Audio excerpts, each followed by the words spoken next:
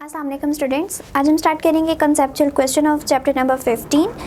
So 15.1 is suppose someone handed you over 3 similar iron bar and told you one was not a magnet but the other 2 were. How would you find the iron bar that was not a magnet?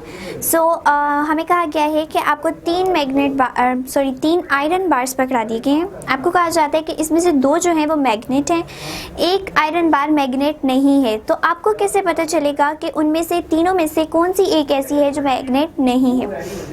सबसे पहले तो हमें पता होना चाहिए कि magnet की condition क्या है. कि मैग्नेट है तो उसमें से मैग्नेटिक फील्ड लाइन ज़रूर प्रोड्यूस हो रही होंगी. ठीक है, तो सबसे पहले क्या है कि मैग्नेटिक फील्ड लाइंस प्रोड्यूस होंगी. ठीक है, फील्ड लाइंस. अब अगर हम देखना चाह रहे हैं कि कोई चीज़ मैग्नेट है या नहीं है, तो जो मैग्नेट है उसमें से मैग्नेटिक फील्ड लाइन प्रोड्यूस हो रही है. तो अब हम क्या करते हैं, उसके करीब एक कंपास नीडल को ले जाते हैं. ठीक है, कंपास नीडल. ठीक है, हमने इंडिविजुअली सारी तीनों बार्स के पास अलग-अलग से नीडल कंपास रखी. ठीक है, और नीडल कंपास क्या करती है, वो तब डिफ्लेक्शन शो करती है जब वहाँ पे मैग्नेटिक फील्ड लाइन प्रोड्यूस हो रही. तो जो आयरन बार मैग्नेट होगी उसकी मैग्नेटिक फील्ड लाइंस प्रोड्यूस हो रही होंगी, और जब हम कंपास नीडल को उसके पास लेके जाएंगे तो वो डिफ्लेक्शन शो करेगी विच शो कि ये वाली जो बार है आयरन बार वो मैग्नेट है. ठीक है, और जो कोई डिफ्लेक्शन शो नहीं करेगी, कंपास नीडल पे कोई डिफ्लेक्शन शो नहीं होगी, उससे हमें पता चलेगा कि वो आयरन बार मैग्नेट नहीं है. सेकेंडली आपके पास एक ये भी चीज़ होती है कि आप आयरन पीसेस ले लें, आप उनको करीब लेके जाएं तो जहाँ पे मैग्नेटिक फील्ड प्रोड्यूस हो रही होगी वो आयरन पीसेस अपने आप को अलाइन कर लेंगे, एक सीक्वेंस में आ जाएंगे. ठीक है, तो अगर हम किसी आयरन बार के पास वो लेके जाएं और आयरन पीसेस जो है वो सीक्वेंस में आ जाएं, तो इसका क्या मतलब है कि वहाँ पे मैग्नेटिक फील्ड प्रेजेंट थी. ठीक है, बट मोस्ट जो है साइंटिफिकली हम कंपास नीडल को यूज़ करते हैं फॉर फाइंडिंग कि कौन सी चीज़ मैग्नेट है और कौन सी चीज़ मैग्नेट नहीं है. क्यों? क्योंकि वो मैग्नेटिक फील्ड लाइंस पे अपनी डिफ्लेक्शन को शो करवाती है. तो अगर हमारी नीडल कंपास डिफ्लेक्शन शो करेगी, इट मीन्स वो चीज़ मैग्नेट है. ठीक है, सो ये था हमारा question number 1. Next is the question number 15.2 is suppose you have a coil of a wire in a bar magnet. Describe how would you use them to generate an electric current. So हमें कहा गया है कि आपके पास एक coil है. ठीक है, एक आपको बार मैग्नेट दे दिया गया है जिसका north and south pole. How can you generate the current in the coil. ठीक है, सो हमें पता है कि जो मैग्नेट है, मैग्नेट की प्रॉपर्टी क्या है कि उसमें से मैग्नेटिक फील्ड लाइंस प्रोड्यूस हो रही होती हैं. ठीक है, मैग्नेटिक फील्ड लाइंस प्रोड्यूस हो रही होंगी एंड इस तरह से समवेयर गोइंग देयर. ठीक है, और अब अगर हम लोग करंट की कंडीशन देखें तो करंट तब प्रोड्यूस होता है जब कहीं पे चेंजिंग मैग्नेटिक फील्ड प्रोड्यूस होती है. Changing magnetic field. ठीक है, यानी जो मैग्नेटिक फील्ड लाइंस हैं वो उनमें वेरिएशन होनी चाहिए, कभी कम कभी ज़्यादा. तो वो जो वेरिएशन की वजह से ईएमएफ प्रोड्यूस होगा वो करंट को जनरेट करवाएगा. अगर हमारी नंबर ऑफ लाइन इक्वली पास करती जा रही हैं तो वहाँ पे कोई करंट प्रोड्यूस नहीं होगा. सो जो चेंजिंग आएगी कि पहले कभी लाइन ज़्यादा पास करिए, कभी कम पास करिए, उसके वजह से हमारी वेरिएशन की वजह से इंड्यूस्ड ईएमएफ प्रोड्यूस होगी. सो हम क्या यूज़ कर रहे हैं, एक बार मैग्नेट को यूज़ कर रहे हैं. अब बार मैग्नेट में से हमारे पास all the time magnetic field lines produce हो रही हैं. हम क्या करते हैं, एक दफ़ा इसको इसके करीब लेके जाते हैं कॉइल के. ठीक है, तो कॉइल के करीब लेके गई तो ज़्यादा सारी लाइंस इसके अंदर से पास आउट कर जाएंगी. ठीक है, अब हम क्या करते हैं, उस थोड़ी देर बाद हम लोग उसको फ़ौरन से पीछे ले गए. ठीक है, बैकवर्ड ले गए, तो अब नंबर ऑफ़ लाइंस कम पास आउट कर रही हैं. अगेन आगे ले गए, backward and to and fro motion हम करते रहे, तो क्या होगा कि हर टाइम नंबर ऑफ़ जो मैग्नेटिक फील्ड लाइंस इस कॉइल के अंदर से पास कर रही हैं वो चेंज होती रही. ठीक है, एक दफ़ा करीब लेके गए, ज़्यादा गुजरी, पीछे ले गए, कम गुजरी, तो यहाँ पे वेरिएशन प्रोड्यूस होगी. इस वेरिएशन ने इंड्यूस्ड ईएमएफ जनरेट करवाया. ठीक है, इसकी वजह से क्या प्रोड्यूस हुई, induced EMF. And induced EMF basically हमारे पास इंड्यूस्ड करंट प्रोड्यूस करवाता है। So changing magnetic field only produces the induced current. So हमने क्या करना है, बार मैग्नेट एंड कॉइल हमें गिवन है। सो बार मैग्नेट को या कॉइल को जो है करीब और दूर मूव करते रहेंगे, जिसकी वजह से मैग्नेटिक फील्ड लाइंस के अंदर वेरिएशन आएगी कि पहले कम ज़्यादा होती रहेंगी, जिसकी वजह से हमारे पास इंड्यूस्ड ईएमएफ प्रोड्यूस होगा एंड हमारे पास इंड्यूस्ड करंट जो है एट द एंड हमें रिक्वायर होगा, मिल जाएगा। ठीक है, सो ये था हमारा question number 15.2। The next question is the 15.3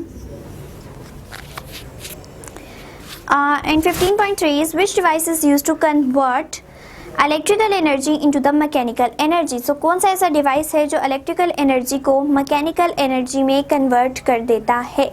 सो हम लोगों ने डीसी मोटर पढ़ी है, जिसका वर्किंग प्रिंसिपल जो है उसके अकॉर्डिंग हमें जो रिजल्ट मिलता है वो यही है कि हम इलेक्ट्रिकल एनर्जी देते हैं, ठीक है, इलेक्ट्रिक एनर्जी देते हैं और वो मैकेनिकल में चेंज हो जाती है। ठीक है, तो उसमें क्या होता है बेसिकली कि हम लोग रोटेशन को प्रोड्यूस करवा रहे होते हैं, कॉइल जो है मैग्नेटिक फील्ड के अंदर रखा होता है, उसके ऊपर फोर्स एक्ट कर रही होती है, हम उसको करंट दे रहे होते हैं।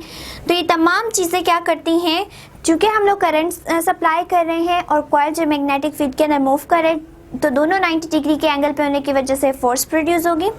जो फोर्स है वो उस कॉइल को रोटेट करवाएगी इन अ मैग्नेटिक फील्ड। ठीक है, सो इनिशियली हमने इलेक्ट्रिक फील्ड दी, लेकिन जब कॉइल ने रोटेशन स्टार्ट कर दी तो अब हमारे पास जो है वो रोटेशनल काइनेटिक एनर्जी प्रोड्यूस होगी, which is the mechanical energy, जिसकी वजह से हमारी जो डीसी मोटर है बेसिकली वो क्या कर रही है, इलेक्ट्रिकल एनर्जी को मैकेनिकल एनर्जी में कन्वर्ट कर रही है। सो ये था हमारा क्वेश्चन नंबर 3 का answer. The next one is 15.4 and it is, suppose we hang a loop of a wire so it can swing easily. If we now put a magnet into the coil will start swinging. Which way will it swing relative to the magnet and why?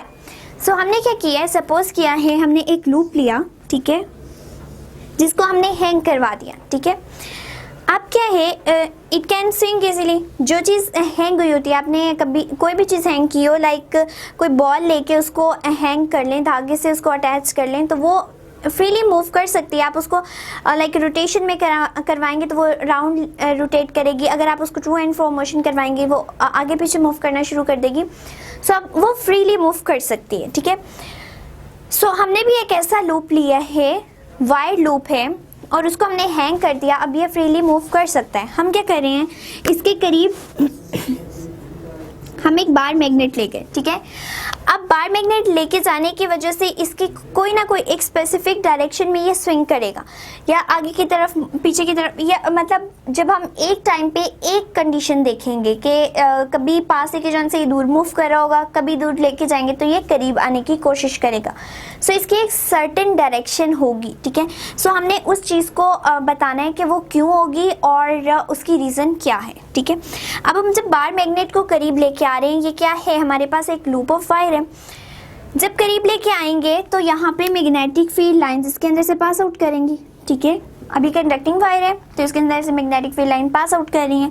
अगर हम इसको दूर ले जाएंगे, number of magnetic field lines कम हो जाएंगी। It means variation आ रही है। वेरिएशन की वजह से क्या होगा कि यहाँ पे इंड्यूस्ड ईएमएफ प्रोड्यूस होगी एंड इंड्यूस्ड करंट भी प्रोड्यूस होगा।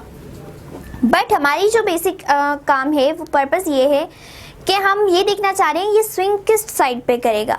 तो इसके लिए हमने एक पढ़ा हुआ है लेंज़ेस लॉ। ठीक है, लेंज़ेस लॉ बेसिकली उस डायरेक्शन ऑफ करंट को बताता है, या उस डायरेक्शन को बताता है जिसमें ये जो लूप है इस टाइम वो स्विंग कर सकता है। अकॉर्डिंग टू लेंज़ेस लॉ हमें क्या बताया जाता है कि जो इंड्यूस्ड ईएमएफ इसमें प्रोड्यूस होगा लूप में। क्यों? क्योंकि हम लोग मैग्नेट को टू एंड फ्रो मोशन करवा रहे हैं, उसकी मैग्नेटिक फील्ड लाइंस जो हैं वो उनमें वेरिएशन की वजह से इंड्यूस्ड ईएमएफ प्रोड्यूस होगी। ठीक है, अब जो इंड्यूस्ड ईएमएफ इस कॉइल के अंदर, इस लूप के अंदर प्रोड्यूस होगी, वो हमेशा क्या करेगी, अपने उससे जो प्रोड्यूस होने वाला करंट है वो अपने कॉज को अपोज करेगा, ठीक है। यानी कि अगर हम लोग इसमें करंट चूँकि मूव करेगा, करंट की अपनी मैग्नेटिक करंट जब मूव करेगा तो उसकी वजह से मैग्नेटिक फील्ड प्रोड्यूस होगी। अब वो मैग्नेटिक फील्ड अगर प्रोड्यूस हो रही है एंड यहाँ पे लेट्स सपोज नॉर्थ पोल ही वहाँ पे डेवलप हो गए हैं, तो नॉर्थ एक दूसरे को रिपेल करना शुरू कर देंगे। जब रिपेल करेंगे तो ये दूर मूव कर जाएगा, ठीक है। लेट्स सपोज ये इस तरह से मूव कर गया, ठीक है। अब अगर हम लोग इस मैग्नेट को दूर ले गए, करंट की डायरेक्शन रिवर्स हो जाएगी। रिवर्स होने की वजह से ये ऑटोमेटिकली रिवर्स होगी और इस तरह से अब हमारे पास यहाँ पे उसी तरह से पोल भी चेंज हो जाएगा। पहले नॉर्थ था, अब लेट्स सपोज साउथ हो गया। अब यहाँ पे नॉर्थ एंड साउथ एक दूसरे को अट्रैक्ट करेंगे तो ये इसके करीब मूव करना शुरू कर देगा, ठीक है। सो इस तरह से हमारी मोशन होगी कि वो सिर्फ और सिर्फ लेंज़ेस लॉ पे डिपेंड करेगी कि लेंज़ेस लॉ के अकॉर्डिंग क्या हो रहा है कि जो इंड्यूस्ड ईएमएफ प्रोड्यूस हो रही है उसकी वजह से प्रोड्यूस होने वाला करंट अपने कॉज को अपोज करेगा, उसके मुखालिफ चलेगा। अगर वो दूर चला गया तो ये उसके करीब आएगा, ठीक है। तो दोनों चीज़ें ऑपोजिट होगी कि वो दूर जा रहे हैं तो वो करीब आ रहे हैं। अगर हम लोग इसको करीब लेके आते हैं, ठीक है, बार मैग्नेट को, तो ये लूप दूर चला जाता है। तो यहाँ पे भी ऑपोजिशन आ गई, दोनों एक दूसरे के ऑपोजिट काम करें। तो ये बेसिकली हमारा लेंज़ेस लॉ है एंड जितनी भी हमारी स्विंग की डायरेक्शन है वो डिपेंड करेगी कि हमारे बार मैग्नेट किस तरफ को मूव कर रहा है। इट मीन्स वो सारी रिलेट होगी लेंज़ेस लॉ के अकॉर्डिंग, ठीक है। सो ये था हमारा क्वेश्चन नंबर 15.4।